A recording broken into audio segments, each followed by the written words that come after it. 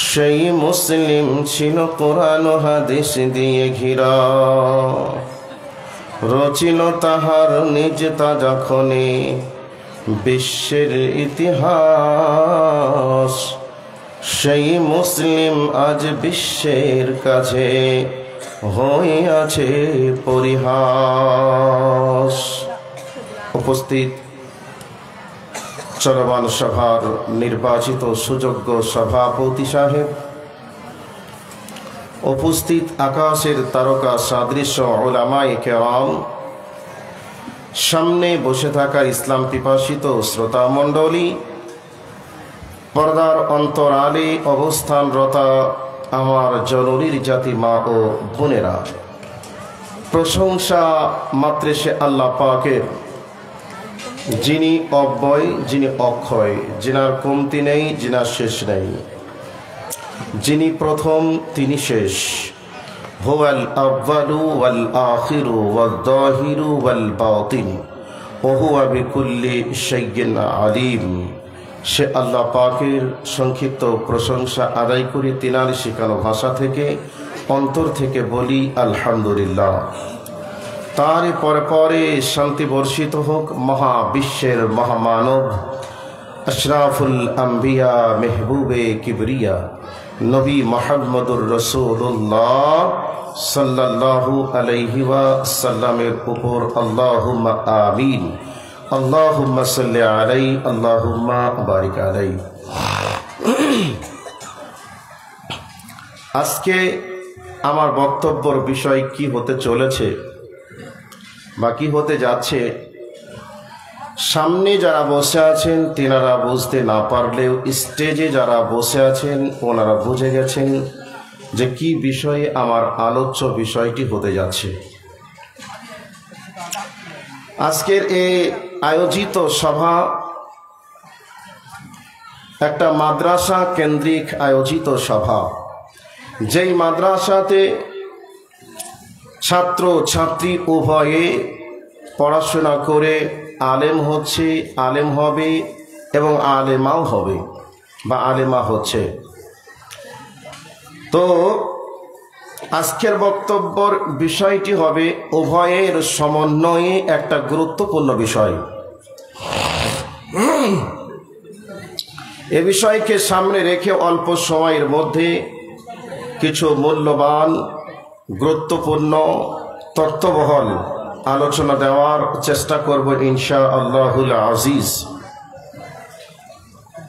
কথাগুলি শোনার জন্য ধীর স্থিরভাবে বসে যান, ব্রেনকে সুস্থ রেখে কথাগুলিকে ব্রেনের ভিতরে ইনস্টল করার চেষ্টা করুন।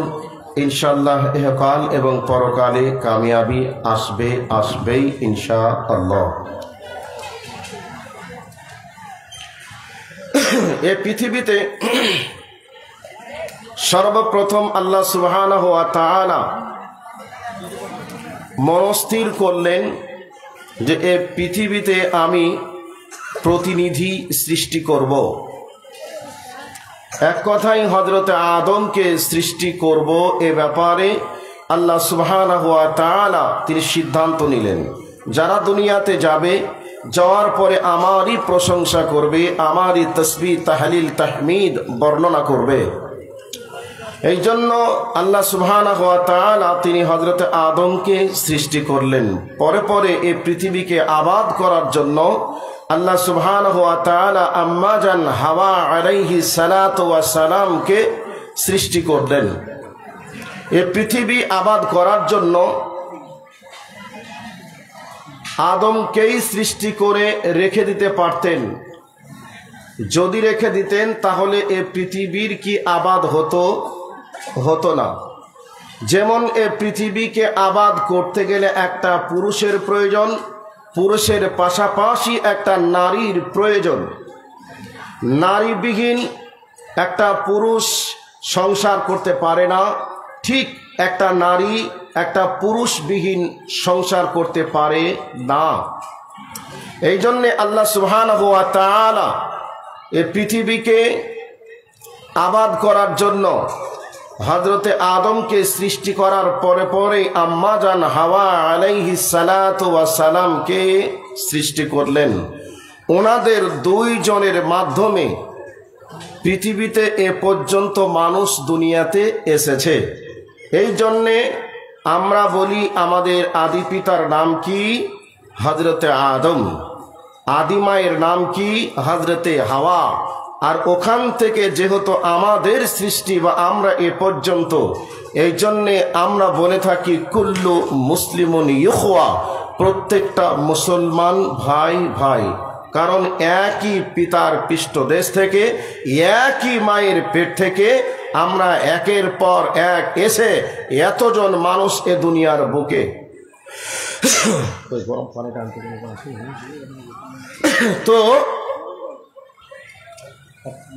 তো সেই কাল থেকে নিয়ে এ কাল পর্যন্ত একটা স্বামী এবং স্ত্রীর মিলনের ফলে একে অপরে সন্তানের মুখ দেখতে পাই। বাবা মা হতে পারে, স্বামী স্ত্রী হতে পারে, স্বামী এবং স্ত্রীর মাঝ থেকে সন্তানের বাবা মা হতে পারে। আর এভাবে এ পৃথিবীকে আল্লাহ সুবহানাহু ওয়া তাআলা তিনি এ পর্যন্ত নিয়ে এসেছেন। যদি নারী আর পুরুষের সমন্বয়, নারী আর পুরুষের মিল বন্ধন যদি আজ থেকে বন্ধ হয়ে যায়, পৃথিবীতে আর কি কোনো বাচ্চা জন্মগ্রহণ করবে? আপনাদের বিবেকের কাছে প্রশ্ন করছি, আর কি বাচ্চা জন্মগ্রহণ করবে? করবে না। তো একটা নারী আর একটা পুরুষের মাধ্যমে আল্লাহ সুবহানাহু ওয়া তাআলা এই পৃথিবীকে আবাদ করেছেন, আর সেভাবে আজও আবাদ চলছে, চলবে। তো আল্লাহ সুবহানাহু ওয়া তাআলা তিনি হালাল একটা পন্থা ও পদ্ধতি তিনি ব্যবস্থা করে দিয়েছেন, তার নাম হলো বিবাহ।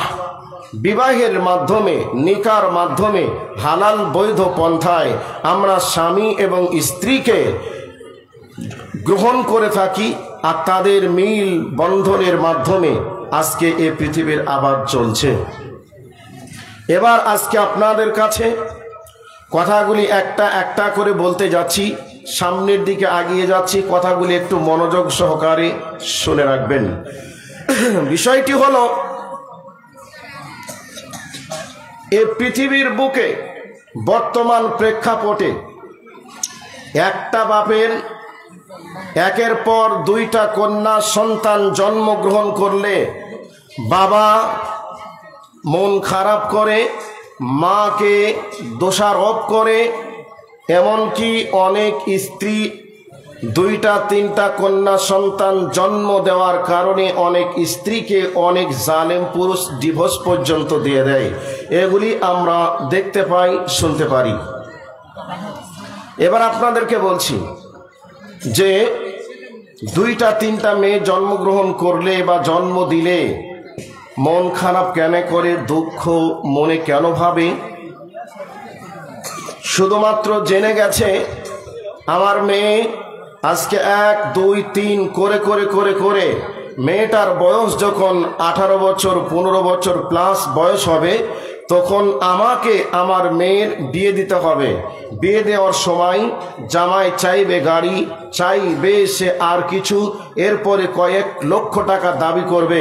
আমি পাবো কোথায়? আমি কন্যা সন্তানের পিতা, আমি এত গোছ করব কিভাবে? একটা হলে না হয় দেওয়া যেত, হয়েছে আমার 2টা, হলো আমার 3টা, আমি বিয়ে দিব কি করে?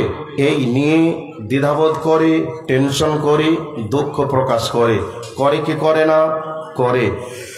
ঠিক এমন একটা পজিশন আইয়ামে জাহিলিয়াতে ছিল, যে সময় কন্যা সন্তান জন্মগ্রহণ করাকে অভাগা, কুলক্ষণী, কুপায়রা মনে করত। জন্মগ্রহণ করেছে মানে ছেলের মেয়ের বাপ ভাবত হয় মেয়েটাকে আতুর ঘরে গলা টিপে হত্যা করে দিতে হবে, আর না হয় আমাকে এলাকা ছেড়ে কোথাও পালিয়ে যেতে হবে। এটাকে আল্লাহ সুবহানাহু ওয়া তাআলা তিনি কোড করে রেখে দিয়েছেন সূরা নাহলের 58 নম্বর আয়াতের মধ্যে। তো আল্লাহ সুবহানাহু ওয়া তাআলা কোরআনে মানুষকে শিক্ষা দেওয়ার জন্য এটাকে কোড করে রেখে দিয়েছেন আইয়ামে জাহিলিয়াত। ইসলাম আসার পূর্বে এক কথাই নবী মুহাম্মদুর রাসূলুল্লাহ সাল্লাল্লাহু আলাইহি ওয়াসাল্লাম এই দুনিয়ার আসার পূর্বে মেয়েদেরকে আতুর ঘরে গলা টিপে হত্যা করে দেওয়া হতো। শুধু তাই নয়, যে সময়দের মেয়েদের দাম ছিল না, মান ছিল না, মর্যাদা ছিল না, ওই সময় কেবল মাত্র মেয়েদেরকে ভোগবিলাসের পাত্র মনে করত। এমনই সময় বিশ্বনবী জনাবে মুহাম্মদুর রাসূলুল্লাহ সাল্লাল্লাহু আলাইহি ওয়াসাল্লাম দুনিয়াতে এসে বলছেন, যে বাড়িতে সর্বপ্রথম কন্যা সন্তান জন্মগ্রহণ করবে ওই বাড়িতে আল্লাহর বরকতের দ্বার খুলে যাবে। তাহলে মেয়েদের দাম ওই সময়তে এসে নবীজি বাড়িয়ে দিলেন না কমিয়ে দিলেন? একটু কথা বলুন, বাড়িয়ে দিলেন না কমিয়ে দিলেন? বাড়িয়ে দিলেন। যে সময় কন্যা সন্তান জন্মগ্রহণ করাকে অপরাধ মনে করত, যেই সময় কন্যা সন্তান জন্মগ্রহণ করলে আতুর ঘরে গলা টিপে হত্যা করে দেওয়া হতো, যেই সময় মেয়ে সন্তান জন্মগ্রহণ করেছে মানে বাপ বলতো আর বাড়িতে থাকবো না। এই রকম একটা সন্ধিক্ষণে নবী মুহাম্মদ সাল্লাল্লাহু আলাইহি ওয়াসাল্লাম বলছেন, মেয়ে সন্তান জন্মগ্রহণ করেছে মানে ওই বাড়িতে আল্লাহর দোয়ার, আল্লাহর বরকতের দরজা, গেট খুলে গেল বা খুলে যাবে। এ কথা রাসূল বলে মেয়েদেরকে মানবতার অতল তলদেশ থেকে হাত ধরে উঠিয়ে রানীর মর্যাদা দিয়ে সিংহাসনে বসিয়ে দিলেন। এবার একটা পয়েন্ট বললাম, 2 নম্বর পয়েন্টে চলে আসুন। আল্লাহর নবী জনাবে মুহাম্মদুর রাসূলুল্লাহ সাল্লাল্লাহু আলাইহি ওয়াসাল্লাম এমনই একটা পজিশনে বলছেন, যেই ব্যক্তি 2টা-3টা মেয়েকে জন্ম দেওয়ার পরে আদর করে যত্ন করে লেখাপড়া করিয়ে বিবাহ সম্পন্ন করতে পারবে, ওই 2 কন্যা 3 কন্যার পিতা আর আমি নবী মুহাম্মদ একই সঙ্গে কাছাকাছি পাশাপাশি জান্নাতে থাকবো। আচ্ছা বলুন তো, মেয়েদের দামকে রাসূল বাড়িয়ে দিলেন না কমিয়ে দিলেন? ভাই কথা কি বোঝা যাচ্ছে? বাড়িয়ে দিলেন না কমিয়ে দিলেন? বাড়িয়ে দিলেন। এসে একজন জিজ্ঞাসা করছেন, ইয়া রাসূলুল্লাহ, যদি কারো কন্যা সন্তান একটা হয় এর পরেও কি আপনার সঙ্গে ওই মেয়ের পিতা জান্নাতে যাবে? আল্লাহ রাসূল বললেন, অবশ্যই যাবে। তাহলে যে সময় কন্যা সন্তান জন্মগ্রহণ করাকে অপরাধ মনে করা হতো, যে সময় কন্যা সন্তান জন্মগ্রহণ করলে আতুর ঘরে গলা টিপে হত্যা করে দেওয়া হতো, ওই সময় নবীজি কি অফার ঘোষণা করলেন। এই জন্যে সৌদিয়াতে যারা গিয়েছেন, হজ যারা করেছেন, তারা দেখতে পাবেন বা দেখেছেন যে কাবা শরীফ থেকে মাত্র 3 থেকে 4 মিনিট হেঁটে যদি আপনি যান, তাহলে আইয়ামে জাহিলিয়াতে যেই জায়গাতে জীবিত মেয়েদেরকে কবর দেওয়া হতো, পুঁতে দেওয়া হতো, সৌদি গভর্নমেন্ট সেই জায়গাটাকে আজও সেভাবে রেখেছে। আপনারা দেখতে পাবেন কবরের মতো মাঝে মধ্যে খোঁড়া, লেসা এবং ডাঙা জায়গা আজও আছে। জীবিত মেয়েদের কবর দেওয়া জায়গাটাকে আজও রেখে দিয়েছে।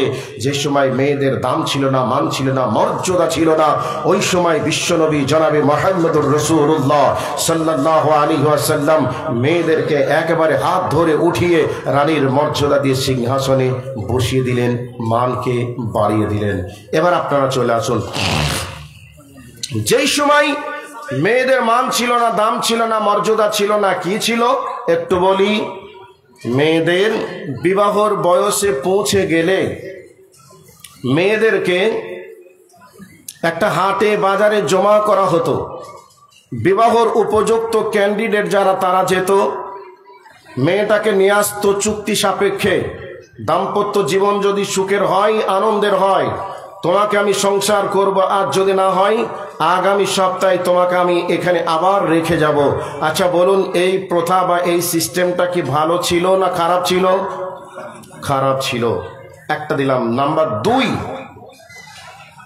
যখন কোনো মেয়ের বিবাহের বয়সে পৌঁছে যেত, আল্লাহর নবী আসার আগের কথা বলছি, মেয়ের বিয়ের বয়সে পৌঁছে গেছে মানে ওই মেয়েটার সঙ্গে 1 থেকে 10 জন পুরুষ শারীরিক সম্পর্ক তৈরি করত। শারীরিক সম্পর্ক তৈরি করার পরে এক সময় 10 জন পুরুষকে লাইন ধরে দাঁড় করিয়ে রাখা হতো। আর মেয়েটাকে বলা হতো যে এই 10 জন পুরুষের মধ্যে যাকে তোমার ভালো লাগবে তাকে তুমি স্বামী রূপে কবুল করে নাও, হাত ধরে তাকে নিয়ে এসো। মেয়েটার যাকে ইচ্ছা মনে হতো তাকে হাত ধরে নিয়ে আসতো আর বলতো তুমি আমার স্বামী। আচ্ছা বলুন তো এই সিস্টেমটা কি ভালো ছিল না খারাপ ছিল? খারাপ ছিল। আপনি যদি জেনে যান আপনার স্ত্রী অন্যের সঙ্গে পরকিয়া করছে, এটা যদি আপনি জেনে যান আর আপনার যদি পুরুষত্ব পাওয়ার থাকে, তাহলে ওই পরকিয়া করছে এই মেয়েটাকে আপনি কি মেনে নেবেন না মেয়েটাকে ওইভাবে স্বাধীনভাবে ছেড়ে দিবেন? বরং আপনি তাকে একবার বলতে পারেন যে কাজ করছো এ কাজ আজকেই লাস্ট, আজকেই ফার্স্ট, এরপরে যদি তোমাকে আমি দেখি আর তুমি আমার স্ত্রী হিসাবে বাড়িতে থাকতে পাবে না, তোমাকে আমি ডিভোর্স দিয়ে তালাক দিয়ে বাড়ি থেকে বার করে দেব। এ কথা বলার পরে হাতে ব্যত্রাঘাত কয়েকবার তার উপরে প্রহার করবেন, করবেন কি করবেন না? করবেন। তো সেই সময়তে 10 জন পুরুষ তার সঙ্গে শারীরিক সম্পর্ক করেছে আর ওই মেয়েটাকে বউ হিসাবে মেনে নিতে হবে, এটা কি মেনে নেওয়া যায়? তার সঙ্গে কি সংসার করা যায়? রুচিতে কি বাধা আসবে কি আসবে না? আসবে। এ একটা প্রথা ছিল। তারপরে আর একটা প্রথা কি ছিল? মেয়েটার 1 থেকে নিয়ে 10-এর অধিক পুরুষের সঙ্গে শারীরিক সম্পর্ক করত। সম্পর্ক করার পরে একটা বাচ্চা জন্মগ্রহণ করত। বাচ্চা জন্মগ্রহণ করার পরে যতজন পুরুষের সঙ্গে সম্পর্ক হয়েছে সব পুরুষকে একদিন নির্দিষ্ট ডেট দিয়ে ডাকা হতো আর একটা গণককে নিয়ে আসা হতো। গণক বলতো যে বাচ্চার চেহারার সঙ্গে ওই 1 থেকে 10-এর অধিক পুরুষের সঙ্গে সম্পর্ক তৈরি করেছিল, বাচ্চার চেহারা আর ওই পুরুষগুলার চেহারা মিলিয়ে দেখতো, যার সঙ্গে বাচ্চার চেহারার মিল দেখা যেত বা মিল পাওয়া যেত তাকে বলা হতো এ হচ্ছে তোমার স্ত্রী আর এটা হচ্ছে তোমার বাচ্চা, নিয়ে আজ থেকে ঘর সংসার করো। আচ্ছা বলুন তো এই সিস্টেমটা কি ভালো ছিল? ছিল না, খারাপ ছিল। এরপর কোন মেয়ের স্বামী মারা গেল, মারা যেতেই পারে, ওই মেয়েটাকে মারা যাওয়ার পরে 1 বছরের জন্য তাকে নির্জন নিরালায় রেখে আসা হতো। নির্জন নিরালায় রেখে খাওয়ার মতো পানি, বেঁচে থাকার মতো খাবার, 1 বছর তাকে চিরুনি করতে দেওয়া হতো না, গোসল তাকে করতে দেওয়া হতো না, আর নতুন করে তাকে সাজসজ্জা গ্রহণ করতে দেওয়া হতো না। 1 বছর যেদিন কমপ্লিট হতো সেই দিনে একটা নবজাতক ছাগলের বাচ্চাকে তার সংস্পর্শে দেওয়া হতো। তার সংস্পর্শে যাওয়ার পরে পরে ওই মেয়েটার দেহে বিষের যন্ত্রণা, বিষ এত তৈরি হতো, এত দুর্গন্ধ তৈরি হতো, অনেক সময় ওই ছাগলের বাচ্চা তার সংস্পর্শে যাওয়ার কারণে ছাগলের বাচ্চা প্রাণ হারাতো, মারা যেত। আচ্ছা বলুন তো তার স্বামী মারা গেছে বা একটা মেয়ের স্বামী আজও মারা যেতে পারে, যেই দিন স্বামীটা মারা যায় সে সব থেকে তার আসল বস্তুকে হারিয়ে ফেলে, তার আর কোনো দাম থাকে না, মান থাকে না, তার মর্যাদা থাকে না, সব জায়গায় সে হেয় প্রতিপন্ন হয়ে যায়। তাহলে একটা মেয়ে সে ইচ্ছা করে নিজের স্বামীকে কেউ কি মেরে দিতে পারে? মেরে দিতে পারে না। কিন্তু ইয়ামে জাহিলিয়াতে বলা হতো তোমার সংস্পর্শে আসার কারণে তুমি কুলক্ষণী কুপায়রা, তোমার কাছে আসার কারণেই আজকে আমার ছেলে, আমার বোন, আমার ছেলে, আমার ভাই, আমার ভাগনা, আমার মামা আজকে মারা গেল। এই জন্য তোমাকে 1 বছরের জন্য একেবারে তোমাকে নির্জন নিরালায় রেখে আসা হবে, রেখেও আসা হতো। আচ্ছা বলুন তো এটা সেই মেয়েটার কি কোনো ভূমিকা থাকতে পারে? আসলেই নয়।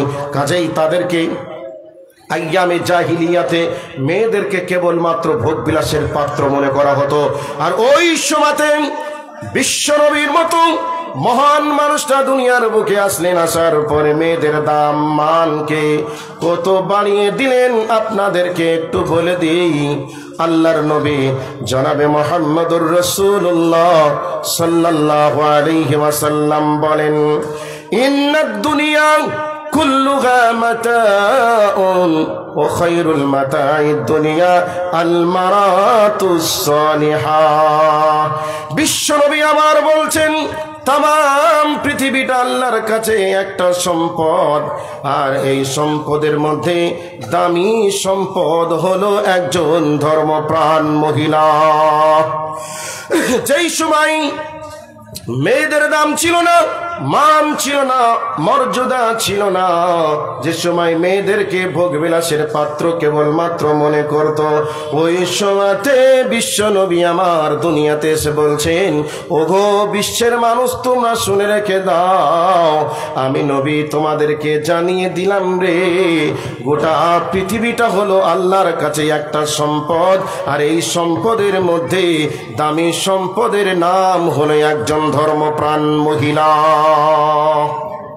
আসসালামু আলাইকুম। ভলেন্টিয়ার ভাইদের উদ্দেশ্যে বলা হচ্ছে, ইসলাম মামার গলিতে একটু যান, ওখানে খুব ভিড় লেগে আছে, দয়া করে ওখানে যান, রাস্তাটা জাম লেগে আছে, যান রাস্তাটা ক্লিয়ার করুন। ভলেন্টিয়ার ভাইদের বলছি, ইসলাম মামার গলিতে যান, ওখানে জাম লেগে আছে। আচ্ছাই কাজ রে ভাই, পানিটা আনতে গিয়েছে মনে হচ্ছে লন্ডনে। তো এ ভাই এই একটু চাটা নিয়ে এসো তো, লন্ডন থেকে আসতে অনেক লাগবে, নীতা আম্বানির চা আসছে এখন লন্ডন থেকে, আশ্চর্য কাজ, একটু চা নিয়ে এসো তো। তো নবীজি ওই সময় কি বললেন, তামাম পৃথিবীর মধ্যে দামি সম্পদ হলো একজন ধর্মপ্রাণ মহিলা। যেই সময় মেয়েদের দাম দেওয়া হতো না, মান দেওয়া হতো না,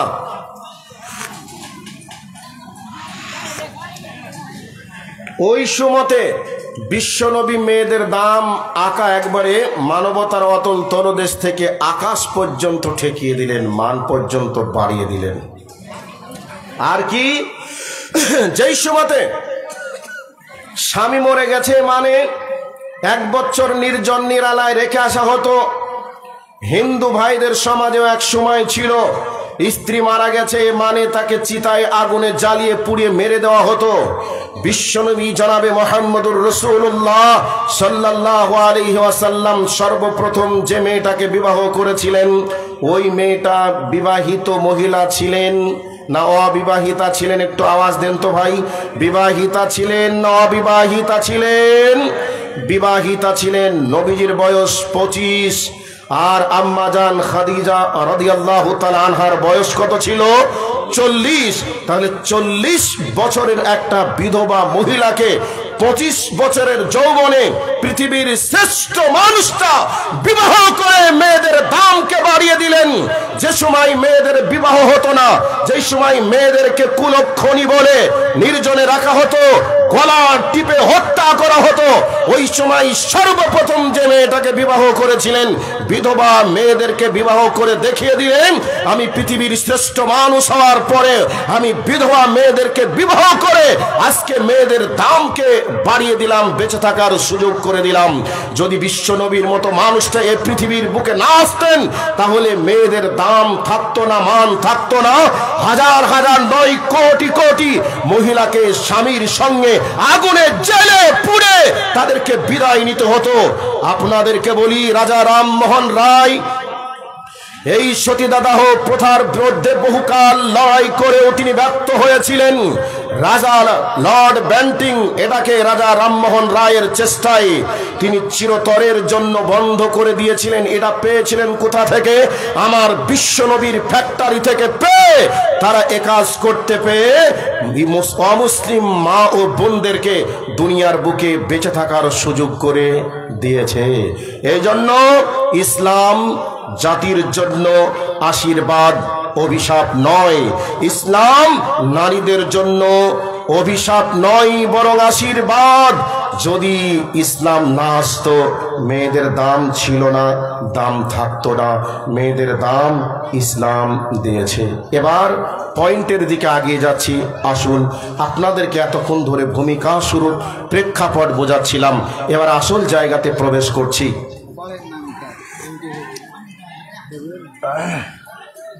বলছিলাম যেই সময় মেয়েদের বিবাহের সিস্টেমটা কেমন ছিল বললাম, ওই সময়তে বিশ্ব নবী আমার আসলেন, এসে বলছেন, বিবাহ করবে যে মেয়ে দেখবে সে, বিবাহ করবে যে মেয়ে দেখবে সে। আমাদের সমাজে এক সময়তে ছিল যে বিবাহ করতো বা বিবাহ করবে ওকে মেয়ে দেখানো হতো না। এখন না হয়তো হোয়াটসঅ্যাপের যুগ, ফেসবুকের যুগ, মেসেঞ্জারের যুগ, এমর যুগ, মেয়ে না দেখলেও মেয়ের ফটোটাকে পাঠিয়ে দেওয়া হচ্ছে। কিন্তু একসময় তো এমন সিস্টেম ছিল না। তো বিয়ে দেখতে যেত কে?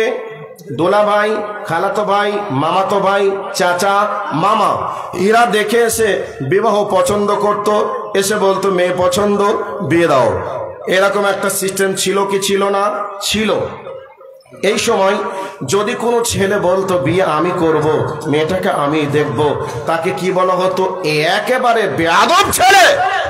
তোমার বাপ আছে, ভাই আছে, দোলা ভাই আছে, তারা যেটা দেখে তোমাকে বিয়ে দেবে সেটাকে মেনে না নিয়ে তুমি বেয়াদবের মতো নিজে দেখতে চাও, এত বড় অসভ্য, এই বলে তাকে অনেক কিছু বলা হতো। বলা হতো কি হতো না? হতো। কিন্তু নবী বলছেন না, বিয়ে করে সংসার তাই সেই করবে, কাজেই মেয়েটাকেও সে দেখবে। মেয়েটাকে যখন দেখতে যাবে মেয়েটা নিশ্চয়ই ছেলেটাকে দেখবে। দুইজনের পছন্দ আছে, এবার দুইজন গ্রিন সিগন্যাল দেবে, দুই কর্তৃপক্ষকে, গার্জেনকে, অভিভাবককে। অভিভাবকরা গ্রিন সিগন্যাল পেয়ে বিবাহের দিন ফাইনাল করবে। এই সিস্টেমটা ভালো না খারাপ? ভালো। এবার বলবেন কেমন করে? অনেক সময় আমরা দেখেছিলাম ছেলে মেয়েকে দেখিনি, মেয়ে ছেলেকে দেখিনি, না দেখার কারণে বিবাহ হয়ে গেছে।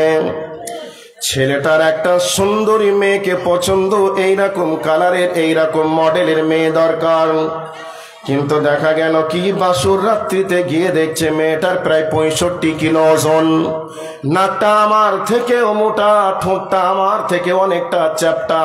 ছেলেটা যখনই মেয়েটাকে দেখেছে তার ব্রেন তখনই বলেছে, আহারে তোকে যদি আমি বিয়ের আগে দেখতাম নিশ্চয় আমি তোকে পছন্দ করতাম না, বিয়ে করতাম না।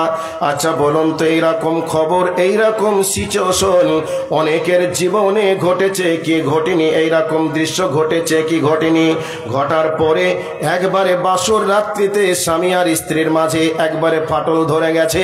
2-4 দিন হতে না হতে বিবাহ একেবারে বিবাহ বিচ্ছেদ হয়ে গেল, তালাক হয়ে গেল, ডিভোর্স হয়ে গেল। ঠিক ওই রকম ভাবে একটা মেয়ের দেখা যাচ্ছে একটা ছেলেকে সুন্দর স্মার্টনেস ছেলেকে পছন্দ, কিন্তু স্মার্টনেস ছেলের জায়গায় দেখা গেল ছেলেটার ওজন প্রায় আমার সমান 1 কুইন্টাল ওজন। এবার মেয়েটা যখনই দেখবে, দেখার পরে বলবে আমার তো এইরকম ছেলে পছন্দ ছিল না, বরং এইরকম ছিল। যদি আমি বিয়ের আগে দেখতাম তাহলে আমি তোমাকে স্বামী রূপে কবুল করতাম না, মেনে নিতাম না। এবারে যখনই বলবে তখনই স্বামী স্ত্রীর মাঝে একটা অমিল হয়ে গিয়ে বিবাহ বন্ধন বিচ্ছেদ হয়ে যাবে।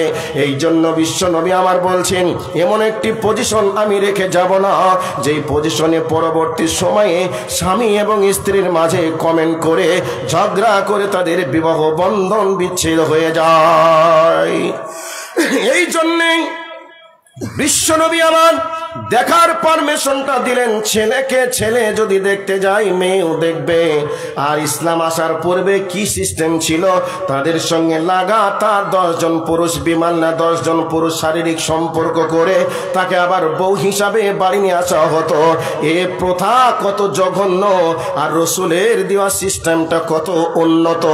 এই জন্যে ইসলাম জাতির জন্য বা মানুষের জন্য, গোটা বিশ্বের জন্য ইসলাম হলো আশীর্বাদ, অভিশাপ নয় বরং আশীর্বাদ। আপনাদেরকে এবার একটা পয়েন্ট শুনিয়ে দিলাম। নবী আমার এবার কি বলতে চান ভালো করে বলে দিয়ে শুনে নেন।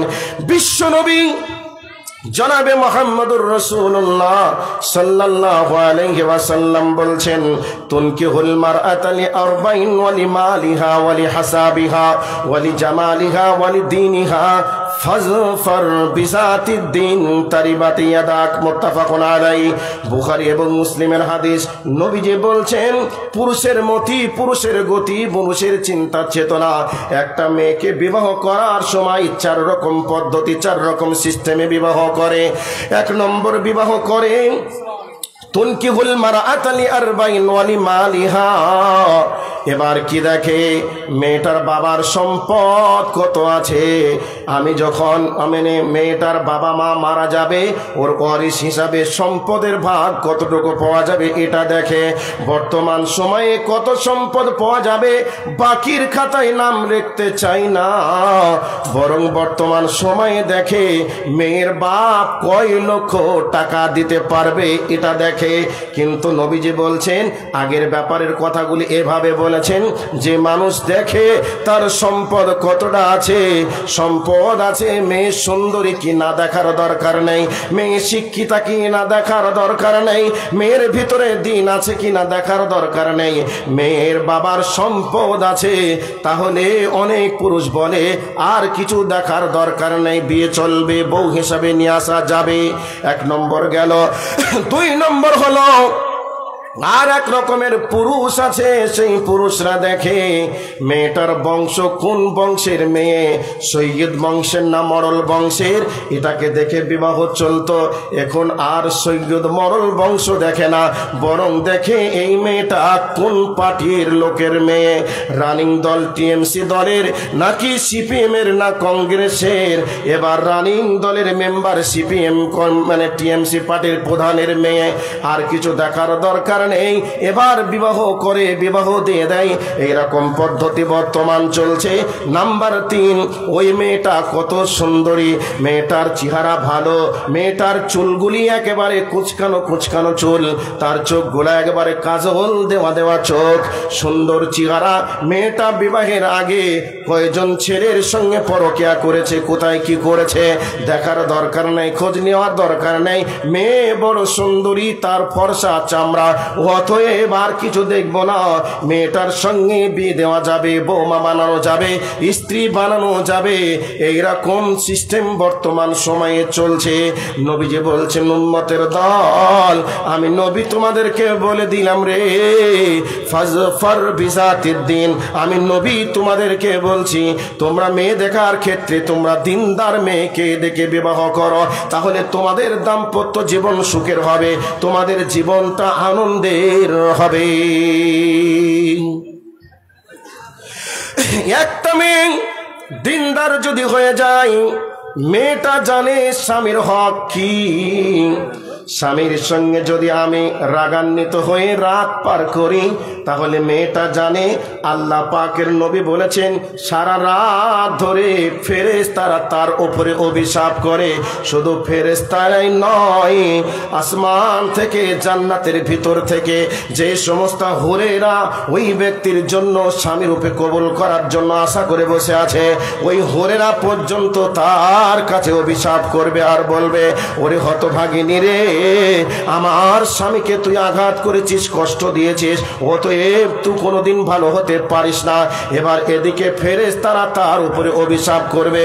একটা দিনদারি মেয়ে জানে যে স্বামীর সঙ্গে রাগান্বিত করে রাত পার করা যাবে না, অতএব স্বামীর ভুল আছে নাকি আমার ভুল আছে, যার হোক না কেন আমি স্বামীর কাছে গিয়ে স্বামীর মনটাকে জয় করে নিয়ে আসি, স্বামীর মনকে জয় করে নিবে, রাত্রি পার করার ব্যাপারে আর ঝগড়া থাকবে না, মনের মিল তৈরি হয়ে যাবে, অভিশাপ পাবে না। এই জন্যে নিজের দিনদার স্ত্রী যদি হয়ে যায়, তাহলে দাম্পত্য জীবন সুখের হবে, আনন্দের হবে, কারণ স্বামীর খেদমত সম্পর্কে সে জানে। আর যদি বর্তমান সময়ে যেটা চলছে, এটা হলো স্বামীর ঝগড়া, স্বামীর সঙ্গে 2 দিন 3 দিন কেন 2 মাস 4 মাস হয়ে যায়, এরপরে স্বামী স্ত্রীর মাঝে কথা থাকে না, স্বামীকে স্ত্রী কথা বলে না, স্ত্রী স্বামীকেও কথা বলে না। এরা স্ত্রী কি স্বামী কি এটা না বোঝার কারণে তাদের ভিতরে মিল মহব্বত থাকে না, বরং ঝগড়া লেগে থাকে। এই জন্য নবী বলছেন তোমরা যদি দাম্পত্য জীবনে সুখী হতে চাও, তাহলে আমি নবী তোমাদেরকে বলে দিলাম দিনদার মেয়েকে বিয়ে করো, নিশ্চয়ই তোমাদের সংসার জীবন উন্নত হবে। এরপরে নবীজি কি বলেছেন আপনাদেরকে, এরপরে আবার একটা হাদিসে চলে গেলাম, ভালো করে শুনে নেন। নবীর বেটির নাম হলো হযরতে ফাতিমা, নবীর বেটির নাম হযরতে ফাতিমা। হযরতে আলী আসছিলেন রাস্তা দিয়ে, বাড়ির বাইরে থেকে হযরতে ফাতেমার কণ্ঠের আওয়াজ আলীর কানে গেল। আলীর কানে যাওয়ার পরে হযরতে আলী বুঝতে পারলেন এটা হলো আমার স্ত্রীর কণ্ঠের আওয়াজ। বাড়িতে এসে বেগমকে জিজ্ঞাসা করলেন, ফাতেমা রে, কি কারণে তোমার গলার আওয়াজ শুনতে পেলাম বাইরের বাইরে থেকে? হযরতে আলীর মনে দুঃখ চলে আসলো, আহারে, আমার স্ত্রীর কণ্ঠের আওয়াজ বাইরে থেকে শুনতে পেলাম।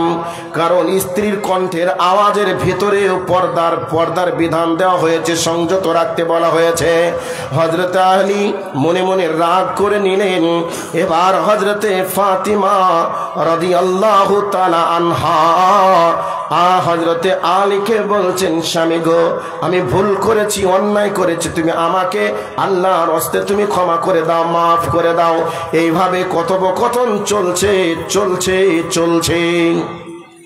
হযরতে আলী রাদিয়াল্লাহু তাআলা আনহু মনে মনে দুঃখ করলেন, আহারে, আমার স্ত্রীর কণ্ঠের আওয়াজ যদি এমনই হয়ে যায় তাহলে হয়তো আমাকে আসামির কাঠ গড়ায় দাঁড় হতে হবে। এই জন্যে মন খারাপ করে বসে আছেন হযরতে আলীর। বারবার আলীর কাছে হযরতে ফাতেমা ক্ষমা চাচ্ছেন। এই অবস্থাতে রাত্রি যখন পার হয়ে গেল, তাহাজ্জুদের সময় হয়ে আসছে, এমতো অবস্থায় হযরতে ফাতেমা আলীকে বলছেন, স্বামী গো, তুমি যদি নারাজ থেকে যাও আর আমি যদি নামাজ পড়ি, এই নামাজ আল্লাহর দরবারে কবুল হবে না। অতএব স্বামী গো, নামাজের সময় হয়ে আসছে, অতএব আমাকে নামাজ পড়ার পারমিশন দাও। আর একটু পরে আমার আব্বা আসবে, আর আমার আব্বা প্রত্যেক দিন আমাকে ডেকে যায়। অতএব এই করুণ দৃশ্য যদি আব্বা দেখে তাহলে হয়তো আমার আব্বা নারাজ হয়ে যাবে। অতএব স্বামী যান, আমাকে নামাজের জন্য পারমিশন দেওয়া হোক। হযরতে আলী পারমিশন দিলেন, ফাতেমা তুমি নামাজ পড়ে নাও। নামাজ হয়ে গেল। এবার আল্লাহর নবী নিজের হুজরার ভিতরে প্রবেশ করলেন। হযরতে ফাতেমা আলীকে বলছেন, স্বামী গো, আমাকে একটু দয়া করে আমার আব্বার সঙ্গে কথা বলার পারমিশন দিন, আমার আব্বার সঙ্গে একটু কথা বলে আসি। হযরতে আলী বললেন, যাও, তোমার আব্বার সঙ্গে কথা বলে এসো। বন্ধুরে, ভালো করে কান করে শুনে নেন, আম্মা জান, বোন যারা আছেন ভালো করে কান করে শুনে নেন। হযরতে আলী এবার পারমিশন দিয়ে দিলেন, যাও, বাপের সঙ্গে দেখা করে এসো। এবার হযরতে ফাতেমা বাপের সঙ্গে দেখা করার জন্য যখন রাস্তায় হাঁটতে লাগলেন, হযরতে আলী মনে মনে ভাবলেন, হায় রে আলী, তুমি আজকে ফাতেমাকে কতই না কষ্ট দিয়েছো, জ্বালা যন্ত্রণা দিয়েছো। অতএব নবী বলেছেন, আমার মাকে আমি হারিয়েছি, যেদিন থেকে আমি ফাতেমাকে পেয়েছি সেই দিন থেকে আমি ফাতেমাকে মা বলে ডাকি। অতএব মাকে যদি কষ্ট দেওয়া হয়, ছেলে কত কষ্ট পাবে, আঘাত পাবে। অতএব আমি হযরতে ফাতেমাকে কষ্ট দিয়েছি, জ্বালা যন্ত্রণা দিয়েছি। অতএব আজকে যদি জেনে যায় আমি কষ্ট দিয়েছি, না জানি নবীজি আমার ওপরে কত রাগান্বিত হয়ে যাবে, কতই না কষ্ট পাবে। এবার হযরতে আলী মনে মনে ভাবতে পিছু তিনি অগ্রসর হাঁটতে লাগলেন। ফাতেমা ঘরের ভিতরে প্রবেশ করলেন। এই রাত্রির করুণ ঘটনাটা হযরতে ফাতেমা নবীজিকে বললেন। নবীজি শোনার পরে বললেন, ফাতেমা রে, আমার জামাই কি তোমার উপরে সন্তুষ্ট হয়েছে, রাজি হয়েছে? হযরতে ফাতেমা বললেন, দয়ার নবী গো, ওই আমার আব্বা জান আপনার জামাই নামাজ পড়ার পারমিশন দিয়েছে, অতএব নামাজ পড়ে আপনার কাছে আমি এসেছি। আল্লাহর নবী হযরতে ফাতেমাকে এবার বললেন, ফাতেমা রে, যদি আজকে আমি জানতাম তুমি ফাতেমা মারা গেছো, আর এটা যদি আমার কাছে খবর থাকতো তোমার স্বামী নারাজ ছিল তোমার উপরে, তাহলে আমি জেনে গেলে আমি নবী তোমার জানাজার নামাজ আমি আদায় করতাম না। তাহলে জানাজার নামাজ আদায় করতাম না। এরকম যদি বাপ হয়ে যায়, আর বাপ যদি মেয়েকে আদর্শবান মেয়ে তৈরি করার ব্যাপারে এইরকম শিক্ষা দেয়, তাহলে সেই মেয়ের পিতা বা সেই পিতার মেয়ে কোনোদিন স্বামীর অবাধ্য স্ত্রী হতে পারে না। দিনদার মিস্ত্রি যদি হয়ে যায়, তাহলে স্বামীর খেদমতের পিছনে সারা রাত পার করে দিবে, তবু স্বামীকে নারাজ হতে দিবে না। অতএব যদি দাম্পত্য জীবন সুখের করতে চান, আনন্দের যদি হতে চাই, নবী আমার বলছেন তোমরা দিনদার মেয়েকে বিয়ে করো। আজকে এত আত্মহত্যা কেন করছেন? স্বামী এবং স্ত্রীর মাঝে এত ঝগড়া মিলবন্ধন থাকছে না কেন? ডিভোর্সের সংখ্যা কেন বাড়ছে? আসলে মেয়েদের ভিতরে দিন শিক্ষা না থাকার কারণে মেয়েরা স্বামী কি জিনিস বুঝে না বোঝার কারণে নিজেরা বলতে চাই ব্যক্তিগত স্বাধীনতাতে চলবো, বিড়ে বেঁধে ইনকাম করে খাবো, তবু আমি পরাধীনতায় থাকতে চাইবো না, স্বামীর শিকলে বাঁধা অবস্থায় আমি থাকবো না। এই জন্যে স্বামী স্ত্রীর ভিতরে যখন মিল মহাব্বত থাকে না, তখন ডিপ্রেশনে ভুগে ভুগে স্বামী নিজেকে আত্মহত্যার পথকে বাছাই করে নেয়। ড্রিঙ্ক করে সারা রাত নিষাদার দ্রব্য অবস্থায় রাত্রি পান করে। পাশ্চাত্য সভ্যতার দেশে লক্ষ্য করে দেখবেন স্বামী স্ত্রীর দেওয়া আঘাতে, স্ত্রীর দেওয়া অত্যাচারে স্বামী আজকে আত্মহত্যা করে, এমনকি নিষাদার দ্রব্য পান করে তারা ডিপ্রেশনকে কাটিয়ে শান্ত হতে চায়, শান্তভাবে রাত্রিকে পার করতে চায়। নবী আমার বলছেন দাম্পত্য জীবন সুখের করতে গেলে, আনন্দ করতে গেলে, আমি আল্লাহর নবী হিসেবে বলে দিলাম দিনদার মেয়েকে তোমরা বিয়ে করে দিনদার মেয়েকে নিয়ে তোমরা সংসার জীবন পার করো। আপনাদেরকে এই পয়েন্টটা দিলাম। এবার দিনদার মেয়ে পাবেন কি করে? আমরা দিনদার মেয়েকে তো খুঁজি না, বরং আমরা খুঁজি টাকা। মেয়ের বাপ টাকা দিতে পারবে কিনা এটা আমরা দেখি। যদি কোনো মেয়ের দিনদার হয়ে যায়, তাহলে কোনো ডাকাতের বাচ্চা কি লুট করতে পারবে? টাকার দাবি করতে বসবে। যদি টাকার দাবি করে বসে, মেয়ের বাপ আস্তে করে বলবে যা বলেছো বলো, আমার মেহমান হিসাবে এসেছো, খাও দাও, তুমি আমার বাড়ি থেকে চলে যাও। আমার বাড়িতে এসে টাকার লেনদেন চলবে না। জোর গলায় কথা বলতে পারবে কি পারবে না? কারণ জেনে গেছে আমার মেয়ে দিনদার মেয়ে, আমার মেয়েকে বিবাহ করার জন্য হাজার যুবক রেডি হয়ে আছে। কিন্তু বর্তমান সময়ে আমরা দিনদার না খুঁজে আমরা টাকা খুঁজি। আল্লাহর নবীর একটা হাদিস আপনাদেরকে শুনিয়ে দিই। আল্লাহর নবী বলছেন তোমাদেরকে বলে দেই, ইয়া মাশারা শাবাব মান ইসতাতা মিনকুমুল বাত ফালিয়াতাজাওয়াজ ফাইন্নাহু আগাজ্জু লিল বাসার। নবীজি বলছেন হে নওজোয়ান যুবকের দলেরা, হে নওজোয়ান যুবকের দলেরা, যাদের ভিতরে তাদের জন্য তোমরা বিয়ে করে নাও। ফালিয়াতা জাওয়াজ, বিয়ে করে নাও, তাহলে তোমার চক্ষুটা নত হয়ে যাবে, নিচু হয়ে যাবে, আর কোনো মেয়েকে দেখবে না, আর কোনো মেয়ের পিছনেও ছুটবে না। নবীজি বলছেন বিবাহ করে নাও। এবার নবীজি বলছেন কুওয়াতে বা থাকলে বিয়ে করো। তবে কুওয়াতে বা কি? কুওয়াতে বায়ের দুইটা অর্থ। এক নম্বর হলো যেই পুরুষটার ভিতরে নিজের স্ত্রীর মনের চাহাতকে, দৈহিক ক্ষমতাকে পূরণ করতে পারবে, ওই পুরুষটাকে বলা হয়েছে যোগ্য পুরুষ, কুওয়াতে বাওয়ালা পুরুষ। তাকে বিবাহ করার নির্দেশ দিলেন। নাম্বার 2, যেই পুরুষটার ভিতরে স্ত্রীর যৌন চাহাতকে, দৈহিক চাহাতকে পূরণ করার ক্ষমতা আছে, কিন্তু তার পেটের জ্বালা নিবারণ করার ক্ষমতা নেই, পেটের ক্ষুধা নিবারণ করতে পারবে না, তার ভরণ পোষণের দায়িত্ব পালন করতে পারবে না, কিন্তু স্ত্রীর মনের চাহাতকে, দৈহিক চাহাতকে পূরণ করতে পারবে, তাকে খেতে দিতে পারবে না, তাকে উপার্জন করে তার কাপড় লাগবে, ডাক্তার খরচ লাগবে, এগুলিকে সে ব্যক্তি ভরণ পোষণ করতে পারবে না, ওই পুরুষটা কি বিবাহ করতে পারবে না। নবী আমার বলছেন তুমি ইনকাম করতে পারো না, অতএব তুমি বিবাহ করো না, বরং রোজা রাখো। রোজা রেখে রেখে রেখে রেখে তোমার যৌন উত্তেজিত মনোভাবকে তুমি মিটিয়ে দাও, কমিয়ে দাও। তুমি ইনকাম করতে পারো না, তুমি বিবাহর স্বপ্ন দেখিও না, বরং রোজার তুমি স্বপ্ন দেখো।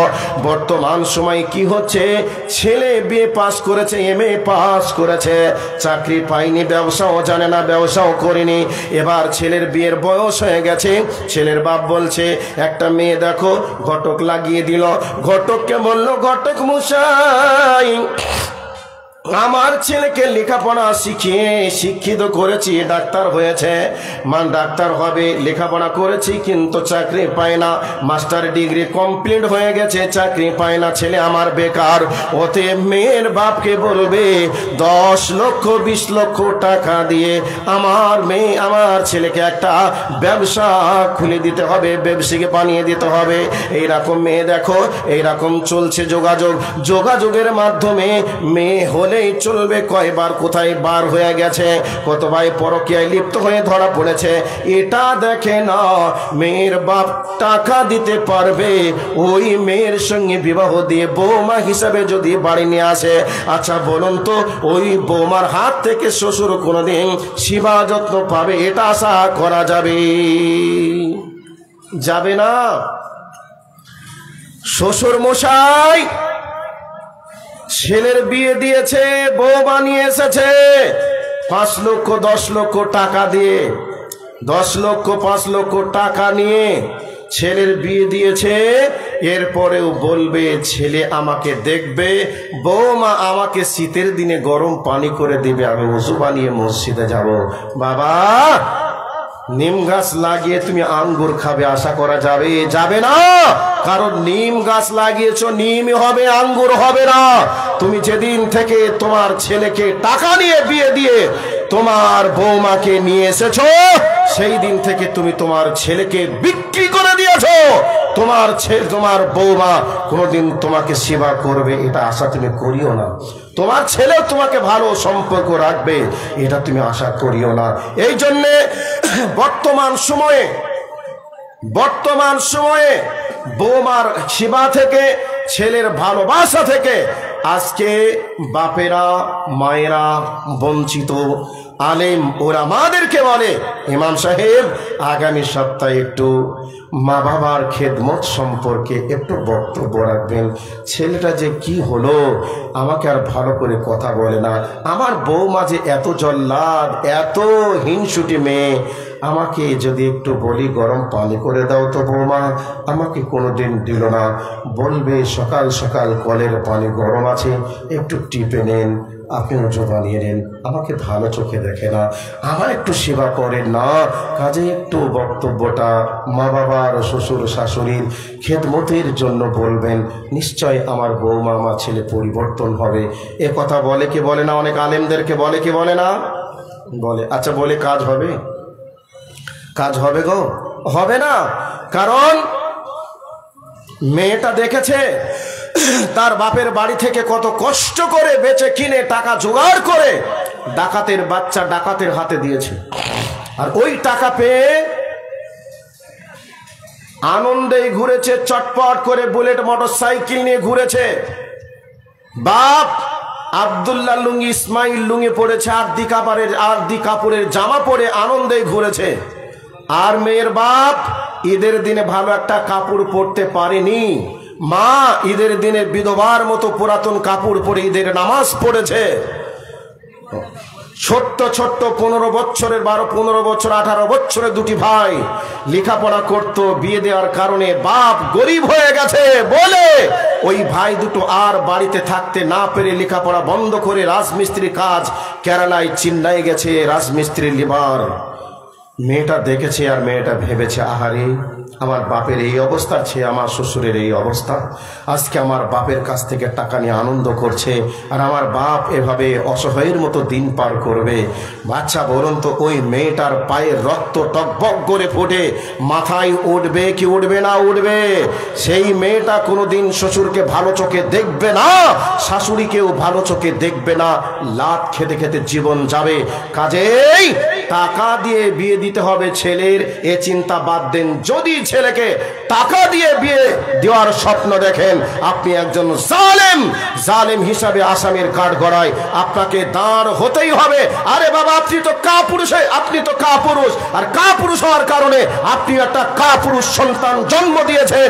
আপনি ইনকাম করে নিজের ছেলেকে একটা ব্যবসায়িক বানাতে পারেননি, আপনার ছেলে ইনকাম করে এখনো ব্যবসায়িক হতে পারেনি। মেয়ের বাপের কাছ থেকে টাকা নিয়ে আজকে ছেলেকে ব্যবসায়িক বানানোর স্বপ্ন, অযোগ্য পিতার অযোগ্য সন্তান, খবরদার, হতেই পারে, অসম্ভব। যদি কেউ এই চেতনা নিয়ে ভোগেন, সামনের দিকে আগান, জেনে রাখবেন কোশ্চিন কালেও স্বামী হিসাবে স্ত্রীর কাছে মর্যাদা পাবেন না, শ্বশুর হিসাবে বৌমার কাছ থেকে ভালোবাসা পাবেন না, শাশুড়ি হিসাবে বৌমার কাছ থেকে সেবা যত্ন থেকে বঞ্চিত হবেন। মাথায় রাখুন কথাগুলি। আজকে সমাজ অসতলে তলিয়ে যাচ্ছে, ধ্বংসলীলায় লীলায়িত হচ্ছে। এই পণ প্রথার জন্য আজকে শত শত মেয়ে আজকে বিবাহ করতে না পেরে আজকে তারা দহি দেহ ব্যবসা পর্যন্ত তারা করছে। এদিকে একটা তাদের পেটের তাড়না, আর একটা হচ্ছে তাদের যৌবনের জ্বালা নিবারণের জন্য আজকে অন্যায় পথে লিপ্ত হয়েছে। আজকে ডাকাতের বাচ্চা ডাকাতরা লুটপাট করছে মেয়ের বাপকে। এই জন্যে মেয়ে দেখেছে, আমার বাপ তো আর বিয়ে দিতে পারবে না, কারণ আমার বাবার সম্পদ নেই আর আমার বাপের টাকাও নেই যে আজকে বিয়ে দিতে পারবে। কাজেই ওই মেয়েটা যখন জেনে গেল বিয়ে আমার বাপ দিতে পারবে না, কাজেই সেই মেয়েটা অন্যায় পথ খুঁজে বার করলো। এ দায়ী কে নেবে? এই দায়িত্ব ছেলের বাপকে নিতেই হবে। আসামির কাঠ গড়ায় দাঁড় হতেই হবে, জাহান্নামের আগুনে জ্বলতেই হবে। কাজেই পণ প্রথা আসার কারণে আজকে একটা দুইটা মেয়ে জন্ম হয়েছে, মেয়ের বাপ রাত্রিতে ঘুমাতে পারে না, এমন কি নিজের স্ত্রীকে বলে আর ছেলে নেওয়ার স্বপ্ন দেখিও না। কাজেই ছেলে যদি নিতে চাও, আবার যদি একটা মেয়ে হয়ে যায়, তাহলে জীবন একবারে কয়লা খালি হয়ে যাবে, আর ছেলে নেওয়ার স্বপ্ন দেখিও না। এইরকম প্রথা, এইরকম সিস্টেম চলছে। আইয়ামে জাহিলিয়াতকে আজকে এই পণ পতাকা আসার কারণে আইয়ামে জাহিলিয়াতকেও হার মানিয়েছে। পণ প্রথার কারণে আজকে আইয়ামে জাহিলিয়াতের মতো অনেক মা, অনেক বোন আজকে নিজের সন্তানকে আতুর ঘরে গলা টিপে হত্যা করতেও তারা দ্বিধাবোধ মনে করে না। অঝরে রাত্রি পার করে, চোখের পানি ফেলে ফেলে, না খেয়ে দিন পার করে। কোন ডাকাতের বাচ্চা কি চাইবে? এখন থেকে আমাকে গোছ করতে হবে, কয় ভরি সোনা, কি মোটরসাইকেল, কি লাগবে না লাগবে, এর পিছনে সদা সর্বদয় তারা ব্যস্ত থাকে। থাকে কি থাকে না? কথাগুলি শুনে কি আপনাদের আর রাগ হচ্ছে নাকি? যে নিয়েছে তার তো রাগ হবেই। বাবা, কথা যার গায়ে লাগবে তার, যে ব্যক্তি নেয়নি তার গায়ে লাগবে না। বন্ধু, শুধু যে দোষ এটা ছেলের বা ছেলের বাবের এটাও নয়, এর পিছনে দোষ মেয়ের আছে, মেয়ের বাবারও আছে। মেয়ের বাবা দেখে একটা বাপের যদি একটা ছেলে হয় আর ছেলে যদি চাকরি করে 20 লক্ষ টাকা দেব, সমস্যা নেই।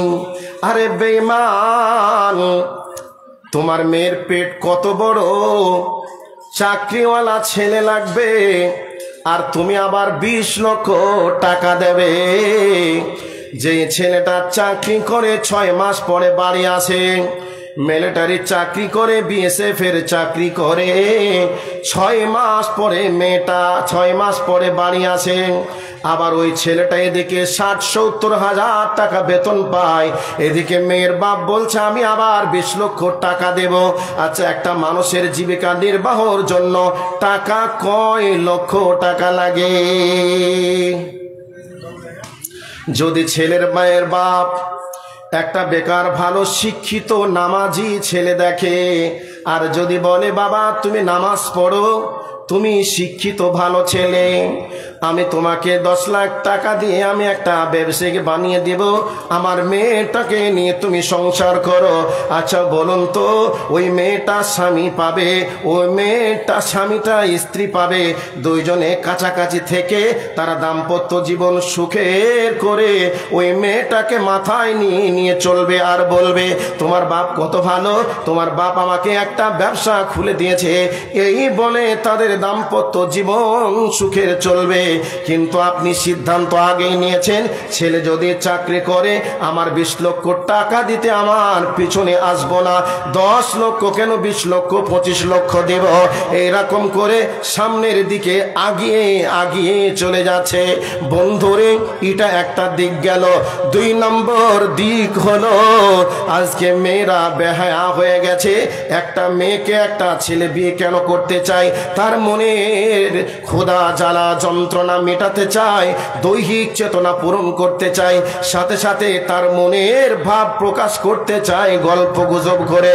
আজকে একটা ছেলে সঙ্গে একটা মেয়ের অনাবরত ফোনে কথা চলছে, একবারে হোয়াটসঅ্যাপে ভিডিও কল চলছে, নানান দিক থেকে নানান কিছু চলছে, এদিকে স্বামী স্ত্রীর মতো কথোপকথন চলছে, গল্প গুজব চলছে।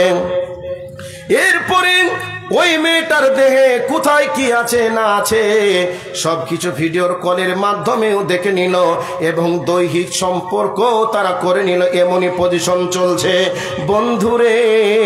এইরকম পজিশন চলতে চলতে মেয়েটা হঠাৎ করে ছেলেটাকে বলছে, আরে যে এর আগে ছেলেটা বলছিল তোমাকে ছাড়া আমি বাঁচবো না, তোমার মতো মেয়ে হয় না, আমি তোমাকে অনেক অনেক অনেক ভালোবাসি। সকালবেলায় ঘুম থেকে উঠবে, উঠেই মেসেজ লিখে দেবে, রাত্রিতে যখন ঘুমাবে সুন্দর করে মেসেজ লিখবে এবং গল্প করে আনন্দের ঘুম তাকে ঘুমিয়ে দেবে, বলবে সনিহারে আমি তোমাকে ছাড়া বাঁচবো না। এই বলে তাদের রাত পার হলো। হঠাৎ করে মেয়েটা দেখলো নিশ্চয় আমাকে আব্দুর রহিম খুব ভালোবাসে, আমাকে ছাড়া বাঁচবে না। এই করতে করতে মেয়েটা একদিন বলে বসলো আমার বয়স এখন 18 হয়ে গেল, অতএব আমার বাপ বিয়ে দিতে চাচ্ছে, অমুক গ্রামে একটা ছেলে দেখেছে, কালকে দেখতে আসবে বলছে। এই অবস্থায় তুমি কি বলছো বলো? তুমি যদি আমাকে বিয়ে না করো তাহলে তো আমিও মরে যাব, তুমি বলেছো মরে যাবে, অতএব তুমি বলো এবার কি করবে? ছেলেটা তখন বলছে বেগম রে আমি তোমাকে ভালোবাসি এ কথা ঠিক, কিন্তু এখনো পর্যন্ত আমার পড়া কমপ্লিট হয়নি, ইনকমপ্লিট আছে, এরপরে আমি এখনো পর্যন্ত ইনকাম করা শিখলাম না, নিজের পায়ে দাঁড়াতেও পারলাম না, অতএব আমার বিয়ে করার মতো তো পজিশন নেই।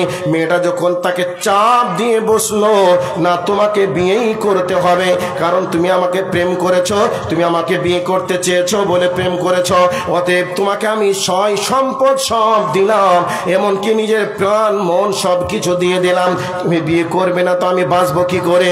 এবার মেয়েটার কথার চাপে পড়ে ছেলেটা তখন বলছে আমি বিয়ে করতে পারি কিন্তু 10 লক্ষ টাকা লাগবে। ভাই বলছে কি বলছে না? ভাইয়া একটু বলুন তো ঘটনাটা ঠিক বললাম না ভুল বললাম? চলছে কি চলছে না? চলছে। এবার আপনাকে এই জায়গাটা একটা উদাহরণ দেওয়ার জন্য নিয়ে আসলাম। কি মেয়েদের সিচুয়েশন বোঝানোর জন্য একটা উদাহরণ দিই। উদাহরণটা কি? একজন ব্যক্তি কলার বাগান লাগিয়েছে, মার্কেট ঘুরে দেখলো কলার দাম ভালোই চলছে, বেচারা বুক ভরা আশা নিয়ে বাগানে গেল, কলার মোটা মোটা কাঁধগুলো কেটে নিয়ে আসলো, কার্বাইড দিয়ে কলাগুলিকে পাকিয়ে মার্কেটে নিয়ে গেল, আজকে বিক্রি ভালো হবে, লাভও ভালো হবে, একবারে খাসির মাংস কিনে নিয়ে বাড়ি আসবো, মনের আনন্দে মার্কেটে গেল। খরিদ্দারদের সুবিধার জন্য একবারে নতুন বাগানের পুষ্টল কলার খোসাগুলিকে ছাড়িয়ে ছাড়িয়ে ঝুড়িতে সুন্দর করে রেখে দিল। আচ্ছা বলুন তো খরিদ্দাররা গিয়ে এই কলাকে কিনবে? কথা বলুন, কিনবে? কেন কিনবে না? বলবে কিনবো না এই জন্য কলাতে মাছি বসেছে, মশা বসেছে, বাতাসে হাজার জীবাণু ঘুরছে, জীবাণু পড়েছে, ধুলাও পড়েছে, কাজে এ কলা কিনবো না। মানুষজন আসে পাশের দোকান থেকে অপুষ্টল কলা, খোসাওয়ালা কলা নিয়ে চলে যায়। এ বেচারা ফেল করে খরিদ্দারদের মুখের দিকে তাকায়, বেটা তোদের কি মাথা খারাপ হলো না? কিরে আজকে আমার মোটা বাগান নতুন বাগানের পুষ্টালো ডাসা ডাসা কলা থাকার পরে তোরা আমার কলা না কিনে তোরা পার্সের দোকান থেকে কিনছিস, কি ব্যাপার? শেষ পর্যন্ত একটা খরিদ্দারের হাত চেপে ধরে বলছে, ভাই তোদের কি মাথা খারাপ হলো না? চোখে দেখতে পাচ্ছিস না আমার নতুন বাগানের কলা, এগুলি কিনলে তোদের কি হতো? এর তো স্বাদ টেস্ট অনেক ভালো, নতুন বাগানের পুষ্টলো কলা। তখন ওই হকাররা খরিদ্দাররা বলছে, ভাই তোমার কলা নিতে পারি কিন্তু কিছু টাকা লাগবে। হ্যাঁ, কলা দিব, টাকা লাগবে মানে? তখন বলছে, ভাই তোমার কলার খোসাগুলি ছাড়ানো আছে, মাছি বসেছে, মশা বসেছে, জীবাণু ফেলেছে, ধুলো হাওয়া বাতাসে ধুলো পড়ে তোমার কলার উপরে হাজার কিছু নোংরা আবর্জনা পড়েছে। এখন যদি আমি তোমার কলা খাই তাহলে আমার রোগ হয়ে যাবে, রোগ হলে ডাক্তার দেখানো পয়সা কোথায় পাবো? অতএব ডাক্তার দেখানোর জন্য কিছু টাকা দেওয়া লাগবে। আমার ভাই, আমার বন্ধুরা, আজকে বর্তমান সময়ে পুরুষদের সুবিধার জন্য মেয়েরা পর্দাকে ছেড়ে দিল, অর্ধলঙ্গ পোশাক পরে নিল। মেয়ে থাকবে এক জায়গায়, ছেলে থাকবে আর এক জায়গায়, কিন্তু ছেলেদের কাছাকাছি পাশাপাশি এসে বসে স্কুলে যাচ্ছে ঘাড় ধরে, কলেজে যাচ্ছে ঘাড় ধরে, অনবরত ফোনের মাধ্যমে গল্প চলছে, গল্প চালাচ্ছে। যার কারণে একটা ছেলে যখন মেয়েকে প্রয়োজন হবে তখন মেয়ের বাপকে বিয়ে দেওয়ার কথা বলবে, কিন্তু বিয়ে দেওয়ার আগে যদি বিয়ের কাজটা হয়ে যায় তাহলে ওই মেয়েটাকে নিয়ে এসে দায়িত্বর বোঝা মাথায় নিয়ে কি করবে? এই জন্যে মেয়ের সঙ্গে বিবাহ করার সময় বা বিবাহ দেওয়ার সময় 10 লক্ষ 20 লক্ষ টাকার দাবি করে বসছে।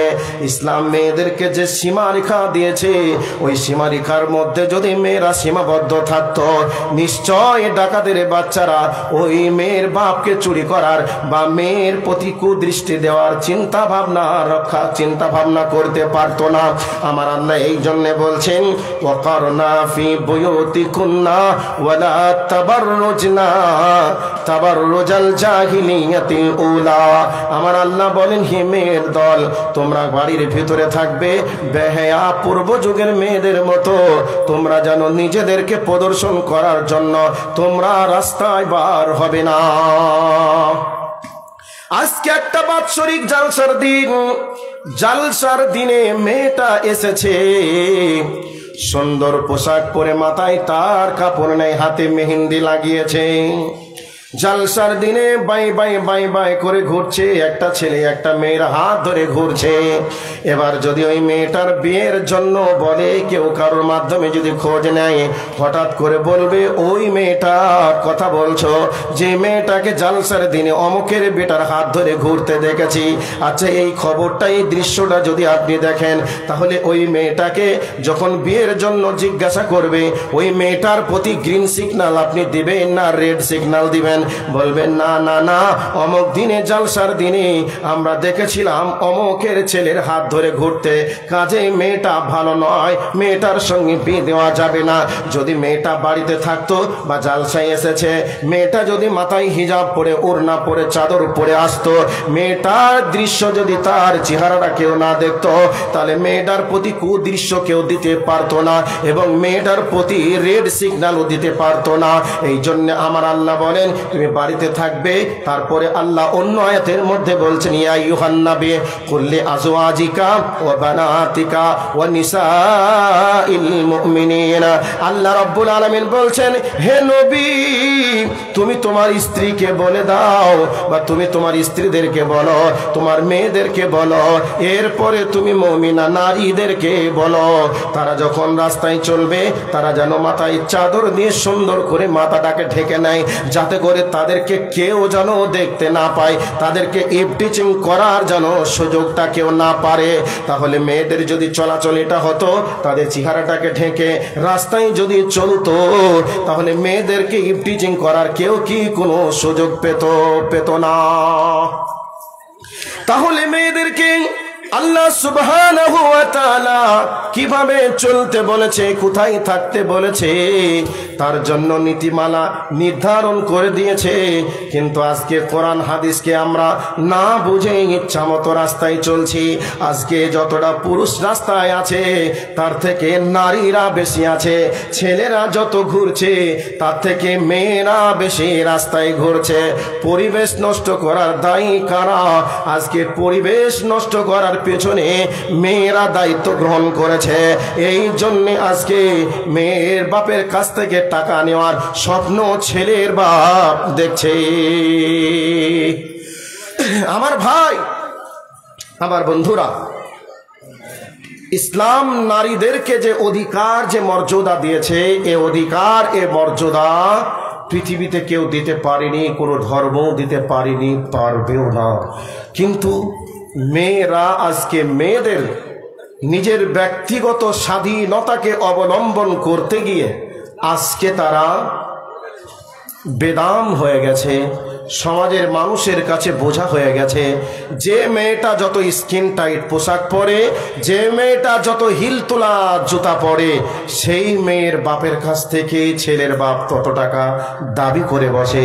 আজকে যে মেয়েটা মাদ্রাসায় পড়ে আলিমা হলো, ওই মেয়েটার বিয়ের জন্য কেউ কি বলতে পারবে যে আমি আলিমা মেয়ের সঙ্গে বিয়ে দেব, এরপরে 10 লক্ষ টাকা নেব?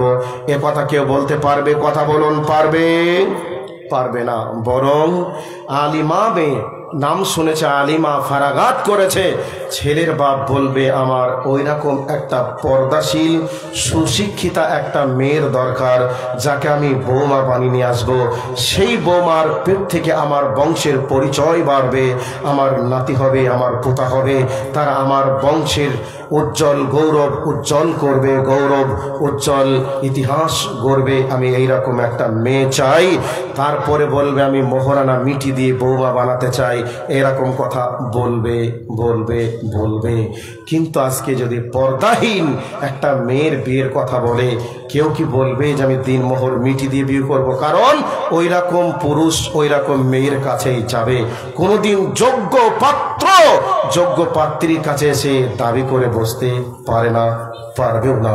সেই জন্য বলছিলাম, মা ও বোন যারা আছেন আপনাদেরকে বলছি, আপনারা কান করে এতক্ষণ যা শুনেছেন শুনেছেন, না শুনেছেন না শুনেছেন। এবার আপনাদেরকে একটা কোরআনের আয়াত বলছি, আয়াতের দিকে লক্ষ্য রেখে কথাটা শুনুন। সবার শেষ করে শুনুন। আচ্ছা আচ্ছা ভাইয়া, এই কথাটা একটু পরে বলছি। দুঃখিত আমি, বা ব্যর্থতা আমার। আমি হয়তো আপনাদেরকে ঠিক মতো বোঝাতে না পারার কারণে হয়তো বা আপনারা বসে থাকতে পারলেন না, চলে গেছেন। এরপরেও আপনাদেরকে বলছি, যারা বসে আছেন, আল্লাহর নবীর মাদ্রাসা, এখানে পড়ে আলেম আলেমা হচ্ছে, মেয়েরাও বক্তব্য রাখলো, ছেলেরাও বক্তব্য রাখলো, আপনারা শুনলেন। এ আপনাদের দেওয়া পয়সা থেকে খাওয়া দাওয়া করে বিল্ডিংয়ে পড়ে তারা শিখেছে, শিখছে, শিখবে। তো এই মাদ্রাসার জন্য শেষের বারে আপনাদের কারোর কাছে যদি কিছু দেওয়ার মতো থাকে, 100 হোক, 1000 হোক, 500 হোক, 10 হোক, যদি কিছু দেওয়ার মতো থাকে আল্লাহর হস্তে একটু দিয়ে যান। যদি দেওয়ার মতো থাকে, 10 টাকা আছে, 20 টাকা আছে, 100 টাকা আছে, 200 টাকা আছে, থাকলে আপনারা আল্লাহর হস্তে একটু মেহরবানি করে জমা করে দেন। ভাইয়া, শেষের বেলায় আমি মুসাফিরের হাতে 500 টাকা দেওয়ার মতো কেউ আছেন? 200 টাকা দেওয়ার মতো কেউ আছেন? 100 টাকা দেওয়ার মতো কেউ আছেন? আমি মুসাফির হালাতে প্রাণ খুলে দোয়া দেব। কেউ আছেন? কে দিল? মাস্টার সাহেব, উনি 500 টাকা দিয়েছেন। নবীজি বলেছেন 3 শ্রেণীর মানুষের দোয়া ডাইরেক্ট কবুল হয়, আর তার মধ্যে একটি হলো মুসাফির। আমি মুসাফির হালাত আছি। আমার বাবাজি 100 টাকা দিলেন, 25 কিলো ভুট্টা লিখেছেন সাথে। আল্লাহ, আমার বাবাজি যে নিয়াতে দিয়েছেন 100 টাকা, 25 কিলো ভুট্টা, আল্লাহ ওনার মনের নিয়াতকে পূরণ করো। আল্লাহ 100 টাকার বিনিময়ে ওনাকে 1 কোটি টাকার মালিক বানিয়ে দাও। আত্মীয় স্বজন যারা চলে গেছে সবার কবরের শাস্তিকে তুমি মাফ করে দাও। আমিন, আল্লাহুম্মা আমিন। মাস্টার সাহেবকে 500 টাকার বিনিময়ে আল্লাহ আত্মীয় স্বজন যারা চলে গেছে সবার কবরের শাস্তিকে তুমি মাফ করো। ওনার জন্য দোয়া করি শিফায়ে কামেলা আজিলা তুমি দান করো, সকলে বলি আমিন। ভাইয়া যারা সামনে বসে আছেন, দেওয়ার মতো যদি কিছু থাকে আপনাদেরকে বলছি, দেওয়ার মতো যদি থাকে 100, 200, 20, 50 করে যদি দেওয়ার থাকে আল্লাহর হস্তে মেহেরবানি করে একটু দেন। মুসাফিরের হাতে দোয়া দিব, ইনশাআল্লাহ এ দান বিফলে যাবে না, আখিরাতের ব্যাংকে জমা থাকবে।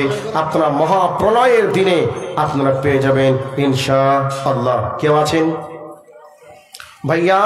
এরকম মাদ্রাসা যদি না থাকতো তাহলে আমাদের মতো আলেম তৈরি হতো না। পৃথিবী আজকে কুসংস্কারে ভরে যেত।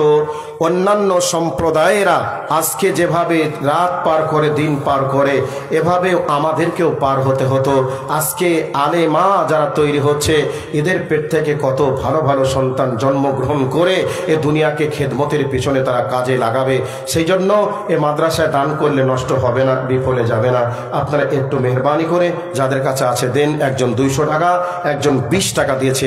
আল্লাহ তোমার বান্দার দানকে তুমি কবুল করো, মনে নেক মাকসাদকে তুমি পূরণ করো।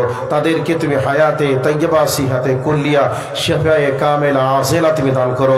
যারা চলে গেছে তাদের কবরের শাস্তিকে তুমি মাফ করো, আমিন আল্লাহুম্মা আমিন। আসসালাম প্রিন্সিপাল সাহেব, শহীদুর রহমান কয় কিলো? শহীদুর রহমান সাহেব উনি 50 কিলো ভুট্টা লিখিয়েছেন। মাশাআল্লাহ, জাযাকাল্লাহ খায়রান জাযা ফিদ দুনিয়া ওয়াল আখিরা। আল্লাহুম্মা সাল্লি আলাইহি, আল্লাহুম্মা বারিক আলাইহি ফি আহলিকা ওয়া মালিকা। আল্লাহ তোমার বান্দা 50 কিলো ভুট্টা দান করেছে, প্রত্যেকটা ভুট্টা পেছনে 10 করে নেকি দান করিও। আল্লাহ এর প্রতিদান তুমি আখিরাতে এবং দুনিয়াতে দান করিও, আমিন আল্লাহুম্মা আমিন। আর একজন ছোট্ট মেয়ে 100 টাকা দিল, আল্লাহ তার দানকে কবুল করো, আমিন আল্লাহুম্মা আমিন। ভাইয়া আর দেওয়ার মতো কেউ আছেন? আমার মা ও বোনেরা, আপনারা যদি কেউ থেকে থাকেন আপনারা মেহরবানি করে আপনাদের দানগুলিকে একটু পাঠিয়ে দেন। কে আছেন? একটু আসুন ভাইয়া, একটু আসুন।